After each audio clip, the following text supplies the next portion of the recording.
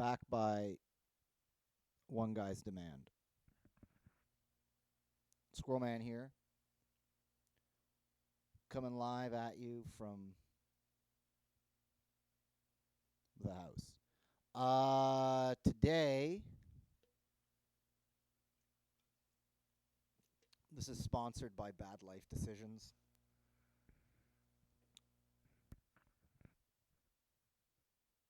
Today, I felt inspired to talk about something that I shouldn't talk about because it will get me canceled from the 4 people that watch this. But I want to talk about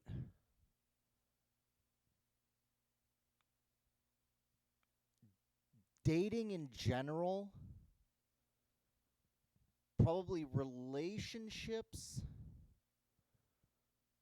and it'll probably devolve and dissolve into me ranting about social media and interconnectivity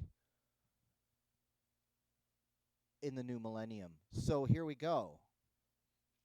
Starting off real light, real spicy. Just like to say that we're going to keep crushing these things, the Ann Coulters, until the air is razor sharp and the emotions taste like tin on the tongue.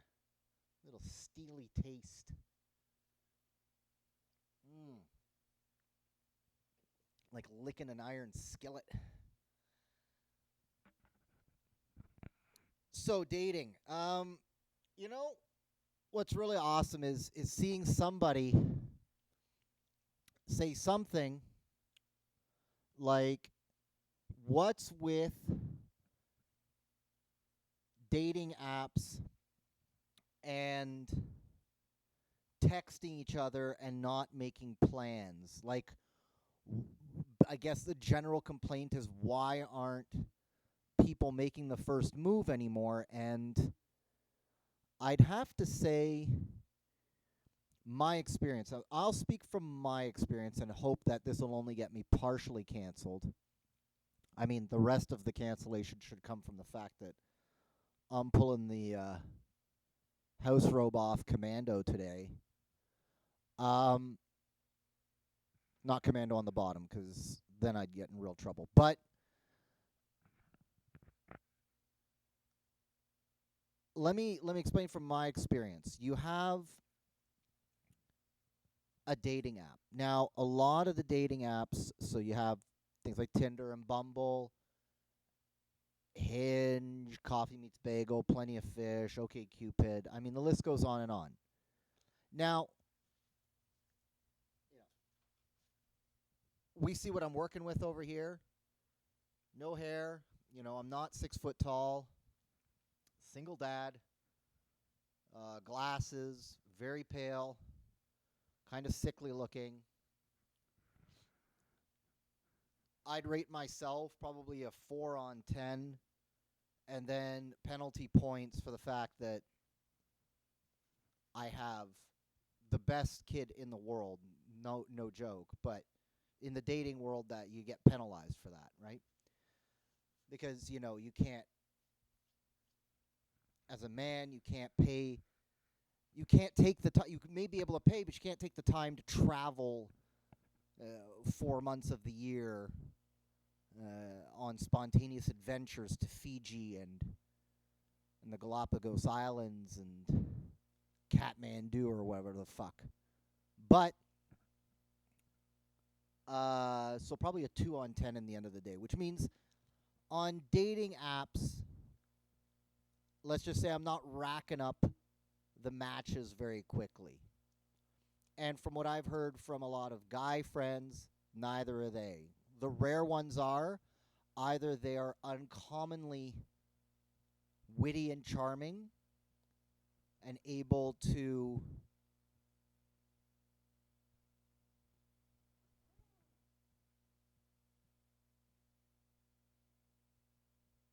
Are we still recording? Good Lord. Okay. And they're able to put that into text form, or 6 foot, good looking, beautiful hair, nice teeth, blue eyes, like I date them and I'm hetero. So since I am neither of those things, slim pickings. And I'm sure there like that most women out there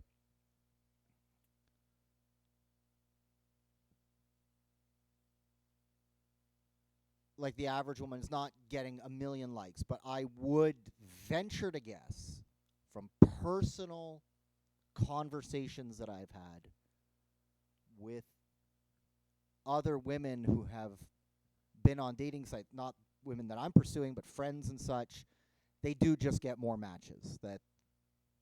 And that's because men are just kind of swiping right as they go along. Now, the whole purpose of the dating thing is to text. Now, it used to be that way back in the dark ages of 15 years ago, dating sites were more involved. You had to fill out a profile, you had to write a biography, you had to put in all your statistics, and it was really exclusively set up to match you with people that the algorithms therein would find you compatible with. And you weren't just exchanging like 2-word sentences. And when I was doing it, I was relatively late to the game.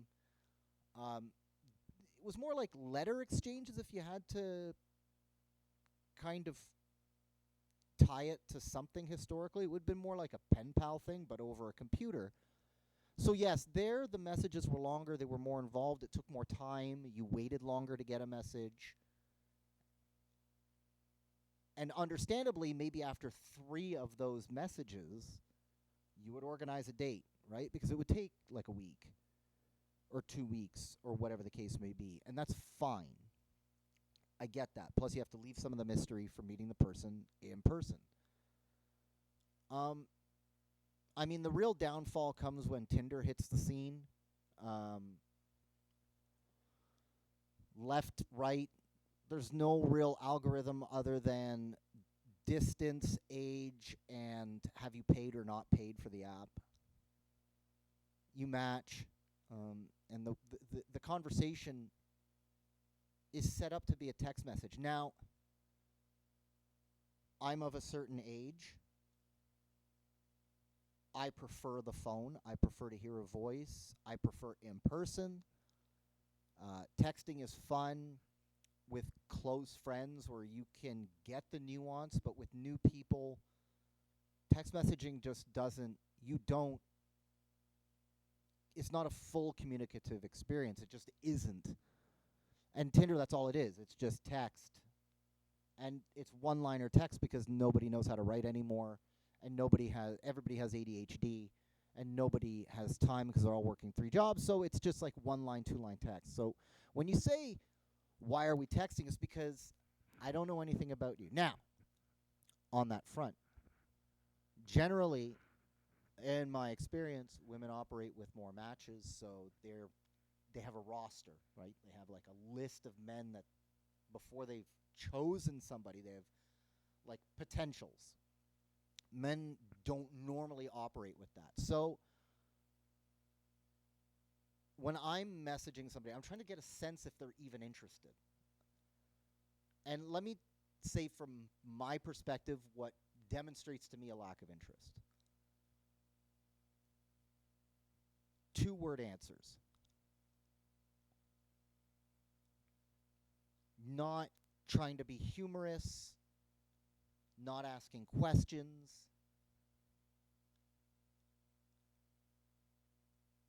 Not initiate, like, I understand that the man initiates the first conversation, but after that, taking no initiative to initiate conversations. And again, I'm going to get the feedback of, well, I have all these guys. Well, yeah, but that's the thing, right? If no one feels special, you shouldn't get treated special. So, and the other thing is taking, 72 business hours to respond to a simple question, not a letter, like in the old days, like a simple question. So if you demonstrate a lack of interest and a lack of forthcoming, like, fuck off. Like, okay, I'm not going to, like, if you've demonstrated, why would I ask you out in real life? Why would I do it?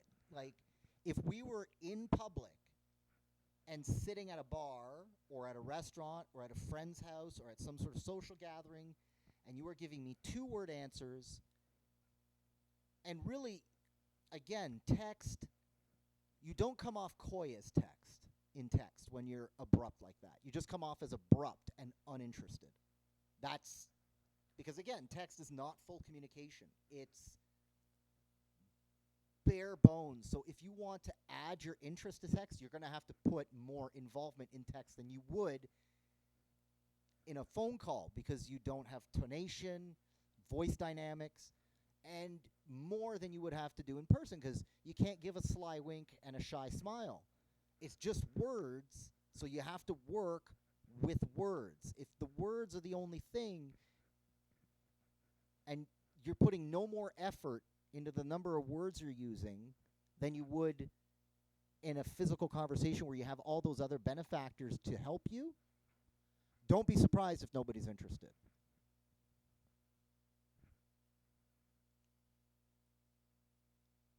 It would be like me sitting at a restaurant, I feel, trying to talk to somebody, carry on a conversation, and they're looking at their phone and going, uh-huh, giving me the maybe once in every 10 minutes a glance, and then looking back at their phone or looking over their shoulder at something else. I'm not going to ask you out again if you're going to behave like that. So why would you expect me if you're going to behave like that over text, and I don't even know you? I have no context from which to appraise or set in place the words you're using. I just think you're uninterested. You know? And yes, other guys will not care about that because they don't give a shit about the signal you're sending. And then you complain that he didn't respect your signals. Like, it's insane. It's the come chase me, but don't chase me, but ignore my coyness, but understand that I'm trying to be coy over 3 words. It's people, I guess, and I'm not saying that guys are necessarily behaving better. I mean, the advent of the dick pic is disgusting. I mean, it is. I don't know who started sending pictures of their junk to other people via telecommunications, but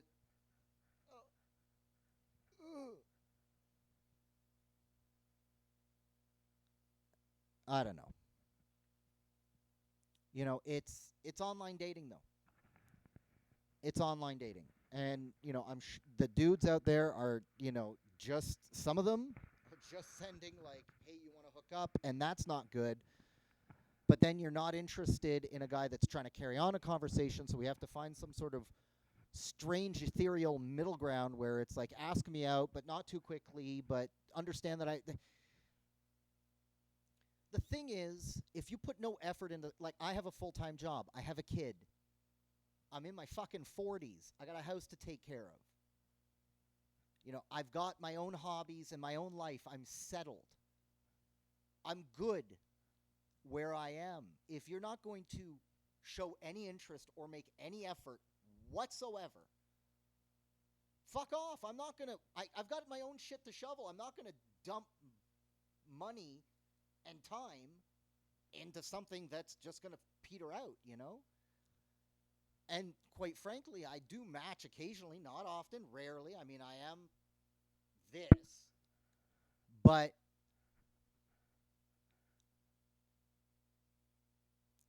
you know, the conversations don't really, you try to engage somebody, and then it's either really flat conversation or no conversation. I mean, famously, I remember, what was it, a year ago, 18 months ago, something like that, I matched with somebody. I can't remember how I said hello, and the next message, 2 weeks later, I don't know why I left the match for 2 weeks, but 2 weeks went by. I always leave 2 or 3 days because you never know if somebody's like away or just really busy. And I'm comprehensive that people also, I think people are like me, like they're busy, they have lives. I'm not expecting an answer in 10 minutes. Not in my age group. I'm kind of expecting answers maybe at night once everybody's in bed, or, the work day is done kind of thing. But I remember 2 weeks later, they came back with not a hello, it's just, where do you live? Like, where do you, like, no hello, no lube, just where do you live? And weirdly, I tried to pursue this. I don't know why. There was something in me that said, give everybody a chance, but also this is going to be a conversational train wreck, and I want to see where it goes. And I exchanged, I think, 2 more lines before they said, I'm not here to really talk to people. I'm here to go out. When will you invite me out? So I said, let's go out. And I invited this person again. I've had a total of 3 lines of conversation with them. I invited them out for coffee. And it was a Friday. And they complained to say, I don't really drink coffee on Fridays. The intonation being, I'd rather go out and have a drink on a Friday. Okay. I said, sure, let's do it. So you want to take them? I don't drink. So I said, I have no problem with it. Just so you know, I don't drink. And then I got a litany of really direct, aggressive questions as to why I don't drink. And it's because drinking and me don't mix very well. I learned that over 15 years of drinking.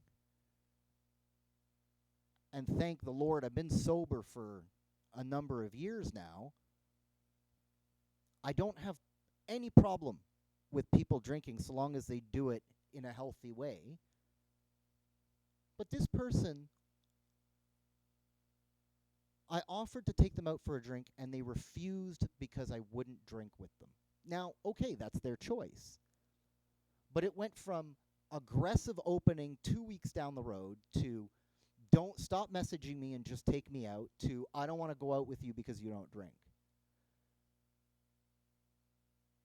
I remember years ago matching with somebody on OkCupid and sending them a message, and they replied saying, I'm 5.5 feet tall. I'm not tall. I'm short. I know I'm short, and women are very sensitive to height, or at least most women are.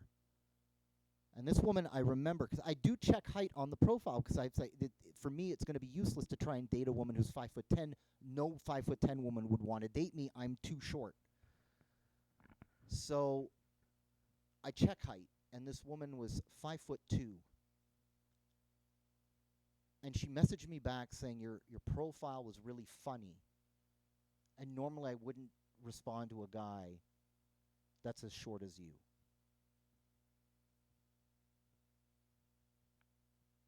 And you wonder, it makes me think, before there were dating apps and all this stuff, I suppose when you met people, there were circumstances that led to you meeting. It would be a mutual friend's party. It would be a dinner, a work event, even a trade show. Some sort of mutual hobby, like you'd meet at a Comic-Con, or you'd meet at a softball game, or there would be some context for you to share something. The dating app offers no context to share. The only context is that you're both single, supposedly. And even then, there's enough profiles that have passed where it's like, married, but we're open to, we're in an open relationship. I just wonder how open the open relationship actually is if the person has no pictures of their face on their profile. There was a context, and the context is gone. And there was also, I would say, a certain respect because there was that circumstance, because you had that face-to-face conversation. It's like everything that's online. because it's anonymous, because there is no context, there's no shared friend, there's no conjoining of two circles on the Venn diagram of life through this thing, aside from the fact that you're both single, to make you be kind to the person you're talking to. So, I don't know. Personally, for me, 41, sooner than later going to be 42. I don't, like, I'm on a couple of dating apps, but I'm not trying anymore. Like, maybe I'm on a bit of a burnout from it, a bit of a fatigue, even though nothing's happened. It's probably just the years of fatigue. I mean, social media doesn't help. Social media never helps. But, yeah, I don't know. I I have my friend, he always asks me, like, why aren't you out on a date? What dates? Who is going to date? Like, I've talked to so many people and it just doesn't work out in a date. And it would be different if I had the context of saying I matched with 30 people, I'm in 20 conversations, and 2 of them worked out. Then I would understand it's a law of averages. But when you get 10 matches in a year, I don't know if that's how many I'm getting, but let's say very few matches, and then you have to follow that same subset of success. Ugh, I mean, it's a lot of work for very, very little payoff. I have friends that have met online and they are in successful relationships. I admit that I'm in an age group where that's not the majority. Why am I not on dates? Because nobody really shows the slightest interest.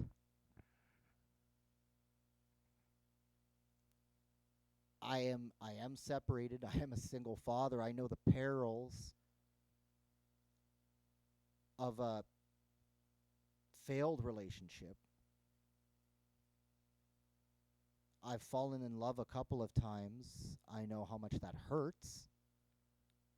Now, should I be guarded? Is there part of this that's on me? Yeah, 100%. Should I be as guarded as I am? No. Should I be working to keep my mind open to the possibilities? Yes. Am I doing a good job of that today, ranting about dating? No. But, I'm kind of at a point where if it happens, it happens, right? I'm 41. Some people just aren't meant for the long-term thing with somebody. Like, that might just be me. I don't know. I didn't think I'd be single at 41 years old when I was, a teenager or in my 20s or even in my 30s. I think probably a couple of times I said, if I'm single at 40, God help me. But here I am.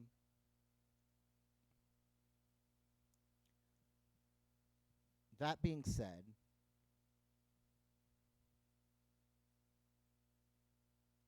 where are all of you people hanging out to meet people?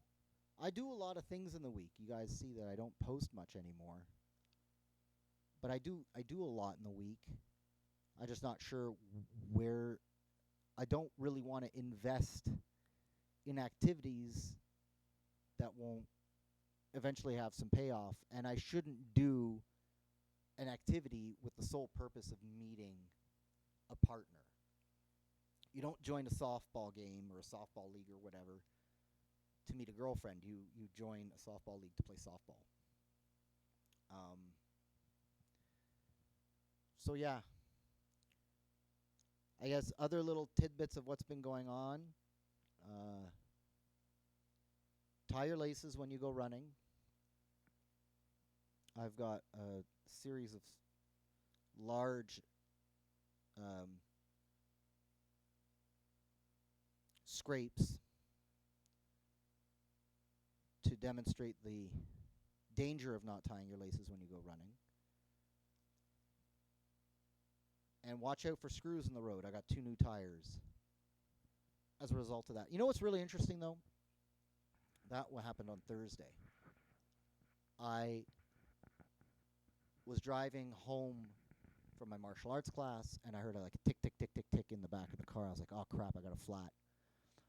It's very close to my house, so I just pull over, and I check, and there's no flat. And I'm like, what is making that noise then? And then, you catastrophize, right? So the Disaster Piece Theater starts playing the big orchestra in your head, and you're like, it's a broken axle, one of the brake discs about to fall off, the suspension's broken, something. You're just thinking all these disasters, right? Like thousands of dollars and imminent death and danger of driving your little Japanese Econobox. So I got home and I parked in the garage where I have lights. I installed lights down there, very bright LEDs. And so I turned them on, and sure enough, I found like a screw, and not like a flat-headed screw. It was like a pronounced head screw. Not a lag bolt, but like a big screw. And it was hitting the road, and that was making the noise. And I was like, oh, it's just a screw. And unlike most of the times where I would go off into a flying rage of cursing about how that's unfair, I said, it's just a screw. It's not the axle, it's not the brakes, it's not the suspension, it's just a screw. I can deal with the screw. So I went to Canadian Tire the next day to get it patched. And I was there, and again, a different way of looking at things. The technician called me and said, I can patch your tire. That's $40 or whatever it is. It's fixable, no problem. However, you have 2 herniated tires, one where the screw was and another one on your front driver's side. And what most guys will know that a herniated tire is basically when the side wall of the tire, the side of the tire, is compromised and there's a bubble of air that appears, like a little bump on the side of the tire. And the danger of that is, and I live in Montreal, so it's not a question of if, it's a question of when you hit a big pothole or a shock. It won't just be your suspension that might go. It might be your tire just explodes because the side of the tire is compromised. It's weakened at that point. So I drive through the Ville Marie Tunnel every day during rush hour, and that road isn't paved so good. So I could be driving, hit a pothole, blow a tire, lose control, smack into one of the 18-wheelers that for some reason drives through that friggin' tunnel, or smack into the wall, or smack into another car. Totaled my car, hurt myself, hurt my daughter, hurt somebody else. He told me it would cost me $700 to fix the tires, and I did it. To replace them. And at that moment, I had this thing go, thank God for the screw, eh? Because now it's just a few $100 and I got 2 new tires out of it. Or it could have been like totaling my car and serious medical problems. So, was I happy to spend $800? No. Was I grateful? Yes. And there's 2, I see those as not as mutually exclusive. I can be a little bit grumpy, but grateful. So yeah, weirdly, the screw that saved my life, I guess, maybe, potentially, we'll never know. That's it. Don't be so coy on text. If you're interested in somebody, show that you're interested. And if you're going to keep a deck of cards, people as a deck of cards, don't be surprised if they don't like being treated like they're in a deck of cards. That's it.